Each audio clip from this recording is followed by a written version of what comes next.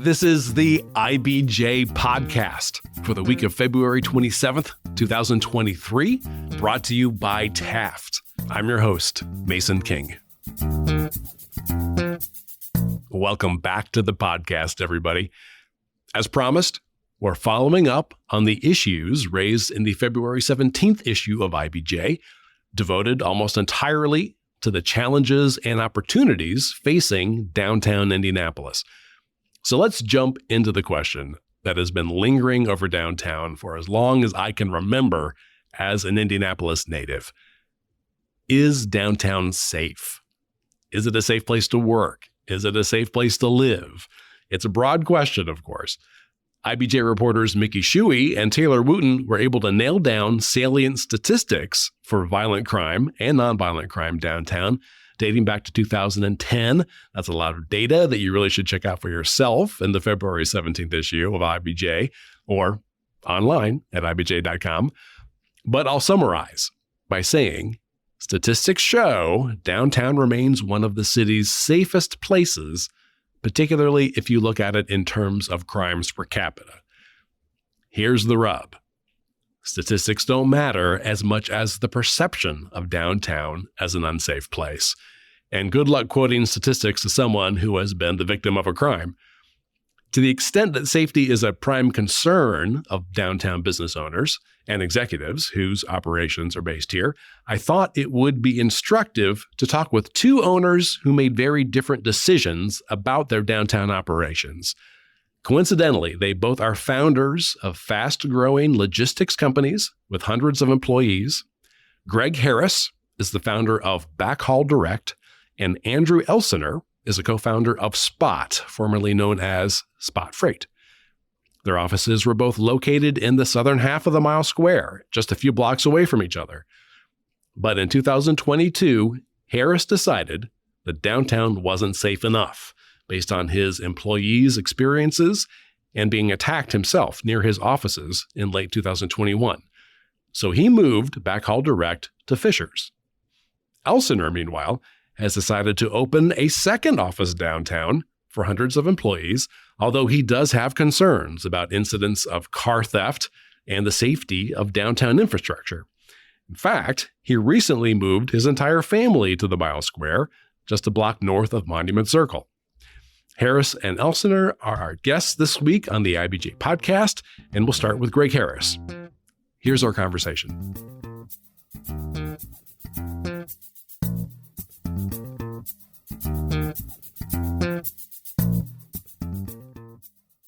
It's my pleasure to welcome to the podcast Greg Harris. He's the founder and CEO of Backhaul Direct. Thanks for making time today.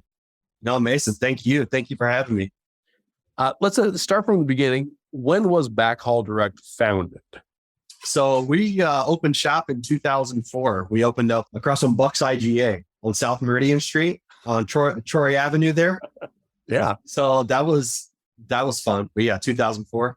And then when did you move downtown? We moved downtown 2006. Oh, okay, so pretty quickly. Yeah. So originally we were above the Hard Rock Cafe on Maryland Street. If those of you that remember the Hard Rock Cafe. And why were you interested in moving downtown?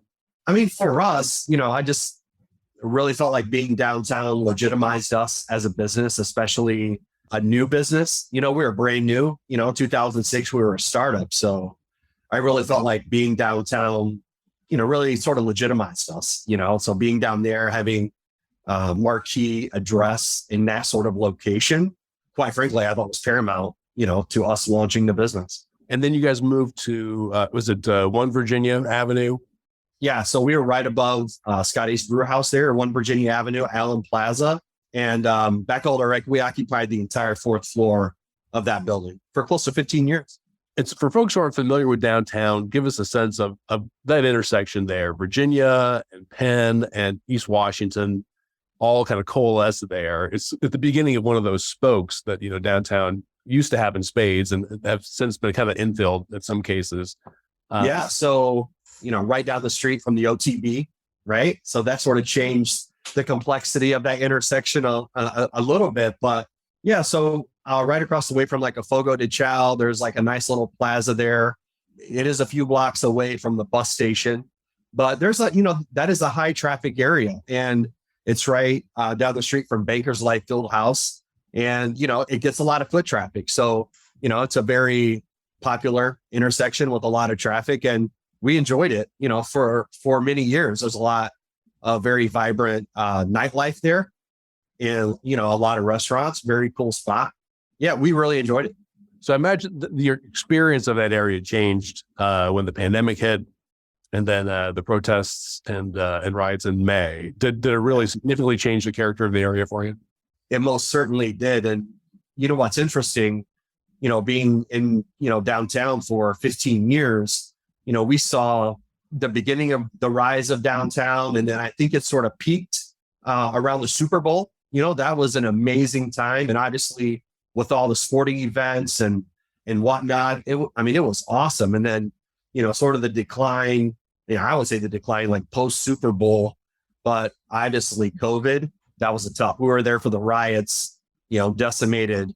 That block was just destroyed. Yeah, there's the property damage on East Washington Street. Was there anything to your building? No, there wasn't. Thank God. Again, at the time, Scotty's had closed shop. So there was nothing really there to loot in that building. We were on the third and fourth floor at that time. So there really wasn't much. Quite frankly, we weren't worried, so to speak. A lot of the vandalism happened, more toward Meridian Street. So tell me about your experience then in the summer of 2021. There's an incident. Fill us in on what happened. Me personally? Yeah, you. So, I would say this is like around November, December, and it's starting to get, the days are getting shorter, right? So we had moved our parking garage to the one that just opened up right across the street from Bankers Life. And it's still sort of dark. It's in the morning, probably 6:45, like 6:30, before 7 for sure.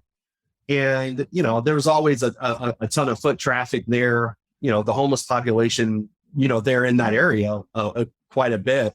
And, you don't really think much of it because they're there a lot. And yeah, basically I just had a guy come up. He was obviously homeless. He was wearing a blanket, and running around downtown.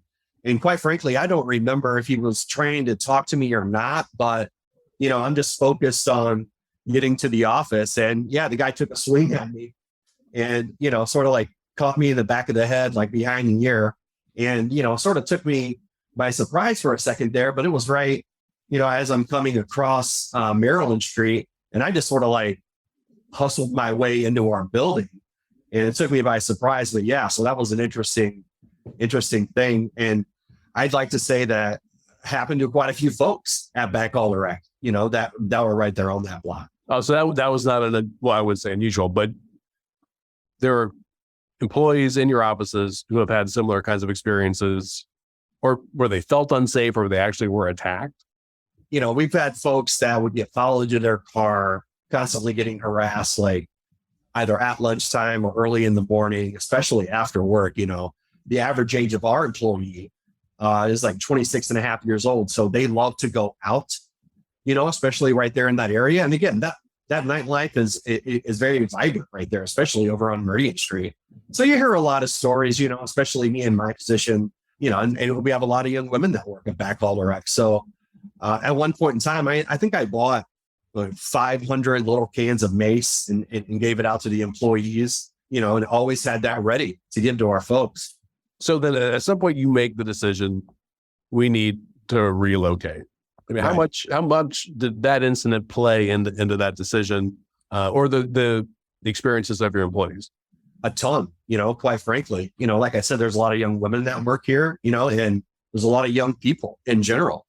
And, I get all the stories, and I'm a father. So, that really hit home to me that, look, it's my responsibility to put our employees in a fun environment and also a safe environment. We're trying to recruit still even more young people, to come work at Backhaul Direct. We've got a hiring class of 50 people coming on in May. And, this planning has gone on for a year and a half now. So, really, I felt like it would be easier for us to attract talent out of that area. We looked downtown. We spent probably close to 6 months looking at various spaces, different spaces in and around downtown. And we found a really great spot, just south of Fishers here, where just south of Top Golf, right across the way from the nickel plate here in Fishers. And it's great. It's great, to be honest. I mean, it's unbelievable. So when did you guys actually move? So we landed here in July of 2022. Oh, okay. So you've been there for more than a year and a half or so. Yeah. Okay. So 4th of July. So we're just less than a year in this space. And about 6 months after that experience that you had. Yes, exactly. Okay. Yeah. Gotcha. So it couldn't have come at a better time.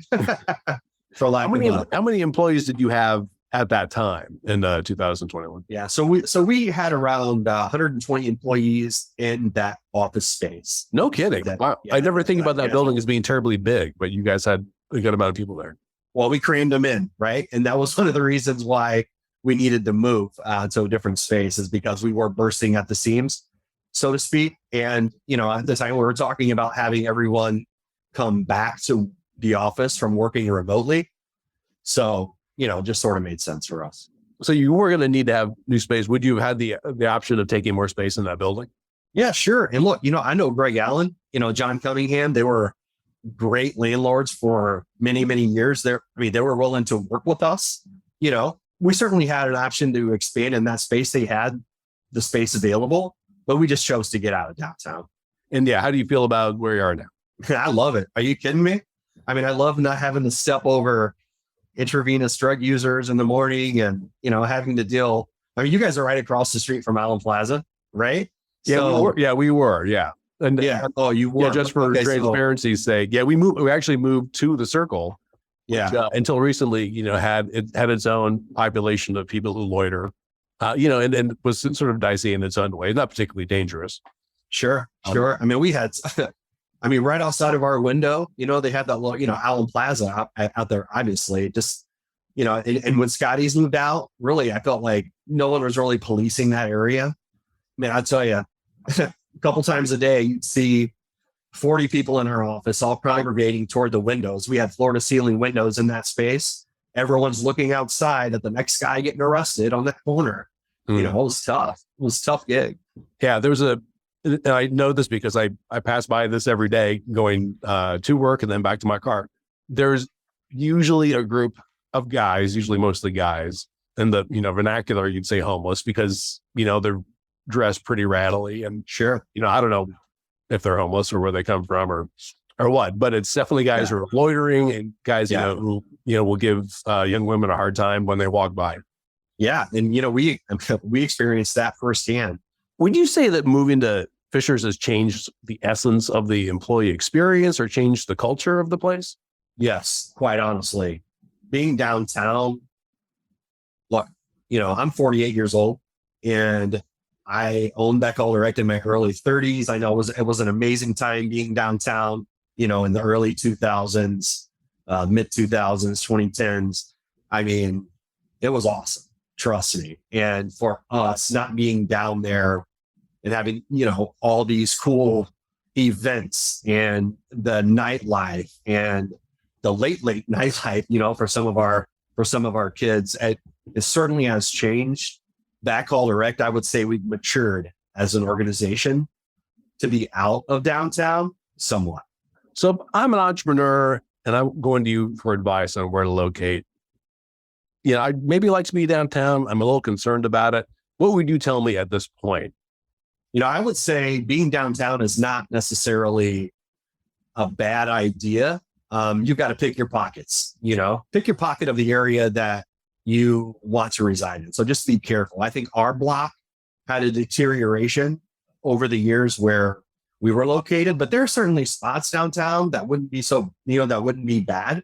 I think there's a lot of areas in and around Indianapolis, whether it be the suburbs or downtown, that a budding entrepreneur could find very friendly rent and an inviting, environment. And you also have to think of attracting employees, like, where do they want to work?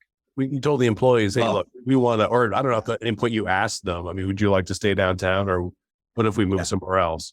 What kind of response did you get? We did a poll and we did like sort of a heat map where we took the location that was the most central to all of our employees, those that lived on the south side, east side, west, and the north siders. And, we had a bunch of folks that lived downtown as well. The spot that was equidistal to every location on the seat map was right outside of the Backhaul Direct office.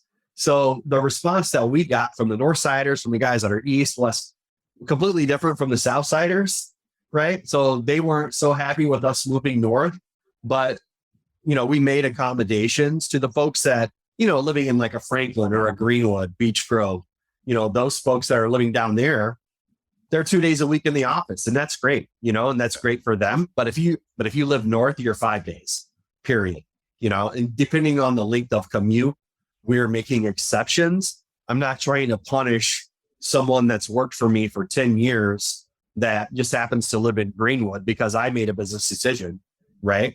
Especially someone that's responding remotely, like, in a positive way, and they're getting the job done. Hey, work 2 days a week. I'm fine with it. And I wanted to land at a location before I went out and made this huge growth push before, I don't want to, hey, thank you for coming to work for us out of Indiana University. You just bought a spot downtown. And by the way, now I'm moving to Fisher. So I wanted to land before I went out and really committed to all these new employees. I didn't really think that would be a fair thing to do. Thank you so much for sharing your thoughts. This is a big help. Yeah, my pleasure. My pleasure. Thanks for taking the time to talk to me. Okay, let's take a quick break to hear from our sponsor, and then we'll listen to my interview with Andrew Elsener of Spot. This is the IBJ Podcast. Taft, today's modern law firm. With more than 800 attorneys in 8 primary Midwest markets and the District of Columbia, we provide solutions to the business issues facing middle market and emerging companies alike. We do this through a highly collaborative and inclusive team approach. Taft, the modern law firm. To learn more, visit taftlaw.com. All right, we're back with this week's edition of the IBJ Podcast, talking about downtown safety. Let's now hear from Andrew Elsener, co-founder of logistics firm Spot. I'm pleased to welcome Andrew Elsener, co-owner of Spot. Thanks for taking time to come into the studio today. Thanks for having me. So I'm going to ask you the last question first. Okay. Because that was where we're kind of headed with all these interviews. Sure. Is downtown Indianapolis a safe place to work? So I'll tell you, I think it is a safe place to work. As I said, I think it gets a bad rap at times, and a couple of events get blown into a giant story. There are challenges down here, but our people come in every day. And if you think even since the pandemic, I have 400, 500, 600 people coming downtown. Our incident rate is extremely low. So the number of people traversing into our office, we don't have a lot of incidents. Are there challenges? Absolutely. But for us, it's a safe place. We love it. And that's where we put our flag. Is it a safe place to be after work? Going to get dinner, going to see a Pacers game? For sure. Yeah. Our people are always downtown. So we're engaged. I come downtown. I live downtown. Again, just like anywhere, there's challenges. But from going to dinners to being involved at sporting events, concerts, whatever it is downtown, we have people here all the time. Personally, for my family, and then professionally with coworkers, we're always downtown. The incident rate is extremely low for us. Right. So, and we were talking before the podcast started. It's not just you living downtown; it's your whole family, including 5 kids. 5 kids, yeah. So it's awesome. We moved into 220 North Meridian, just right there. So I've got a couple apartments, 5 kids, couple dogs. So we are literally downtown. I don't think I've driven a car in a month at least. So from walking everywhere to work, back, we're down here. So you're herding 5 kids through the downtown and at any given time. Oh, yeah. And you are totally comfortable. Oh, yeah. So they walk over to Starbucks on Mass Ave. They'll walk to different restaurants to get food. We walk out together to Basbo's or other places. So 100%. What's the age range? All the way from 11 to 19. Okay. So 3 in high school, or 1 in college, 2 in high school, and 2 in middle school, grade school. So when you say that there are challenges, what do you mean by that? I mean, if you look at the change in the city, I think from one of the big challenges we face is parking garages. Yeah, if you go downtown, our people have faced challenges at times parking. So whether it's break-ins, damage to the car, how those are regulated in the city, I think that's a challenge. I think the sidewalks, when we look at this downtown, the way you treat it, the way you see it, perception becomes reality. So if you see cracks everywhere, potholes, so we've had people get injured. We've seen injuries walking on the sidewalks. I mean, I think if you take and you treat that, beautify it, I think people treat it differently. I think that's something that all of us need to work on. How do we all come together and help clean? 1, 2, make sure it's pretty, but invest in the infrastructure so that you have people that want to walk or travel downtown, not just in car going through it, but to stop, be able to park safely, and then walk to an event or to a restaurant safely. You on occasion have employees who say, well, someone broke into my car. Correct. And then as the boss, what is your responsibility there? It's tough. I mean, so we pay or help pay for our employees to park downtown. And in downtown, they don't have to, you sign a waiver that says, hey, the parking has no responsibility to anything that happens to our employees. So no matter what, they can just house a door, charge us, and not invest. Oh, the parking garage. Yeah, The parking provider, you sign a waiver. Yeah. And they say, you're out of luck. So I do think if, again, and these are companies that we park with and believe in, they've done a great job generally. So for us, it's more, is there a way to regulate it and provide better safety that as people come downtown, they feel more secure there? Because that perception is that it's not. So helping to kind of set those parameters. But generally, again, overall, our cars come in and out of this parking garage every single day. The incident rate to the number of cars that come in and out of that facility is extremely low. It's not an everyday thing. That is an acceptable risk for you. Right. Because it's very rare that something happens. But when it does, it impacts your employee, it impacts their livelihood, and that impacts, us. I probably buried the lead a little bit here. Tell us a little bit about Spot. What do you guys do? Yeah. So we're a third-party logistics company. We started in 2009. It's been a fantastic story. We started it at 445 North Pennsylvania and about 1,000 square feet. So today we have about 40,000. We took over the old Jillian space. So we have 2 floors there. Right. That's on South Meridian. Yeah, really cool. Georgia and South Meridian, yeah. Perfect. It's a really neat intersection coming with the Pacers, all the restaurants. And then we just took over 2 floors at the Cap Center. So we did kind of an homage to the Indy 5. So we built the racetrack. We have a car wall, rec wall. We have a gold car wall, a nap room. It's a really cool space downtown. So it's a $1 billion organization. We have a tech company called Red Technologies that does wedevelopment. And then we're 24/7 downtown. So we never shut down, not a day of the week. Okay. So you have employees coming and going at all hours. So we'll have seats for 600 and some employees downtown here. Yeah.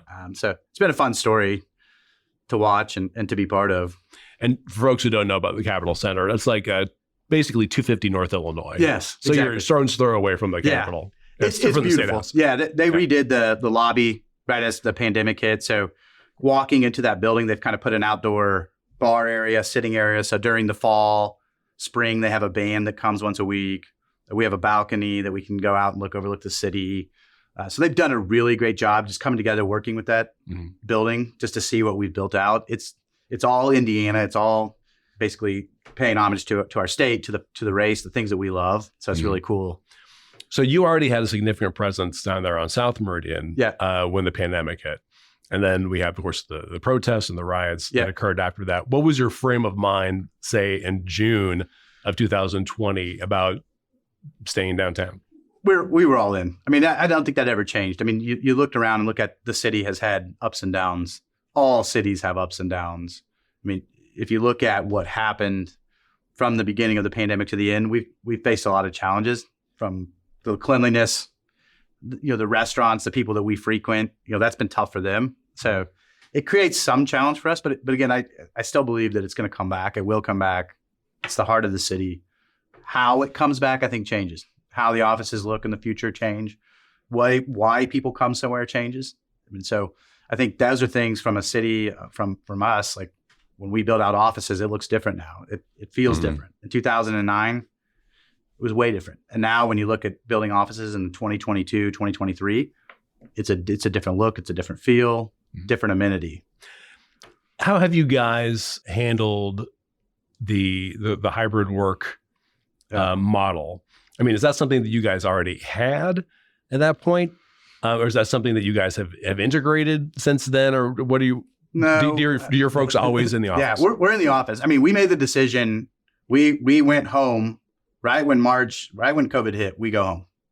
And so we went remote and then we came back in stages. Obviously, if somebody has challenges, health challenges, there's a hybrid. We're more flexible now. If, hey, something came up, I'm working from home. So that's changed.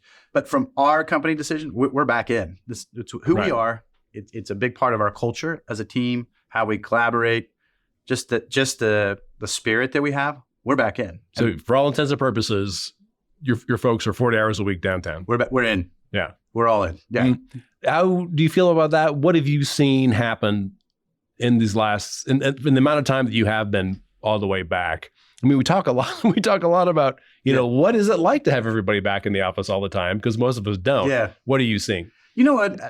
I travel across the country. I'm in an airplane almost every week. So whether it's meeting with people, customers, or going to the other offices, other cities, for whatever reason, the reason I bring that up is everybody has had a different approach to this.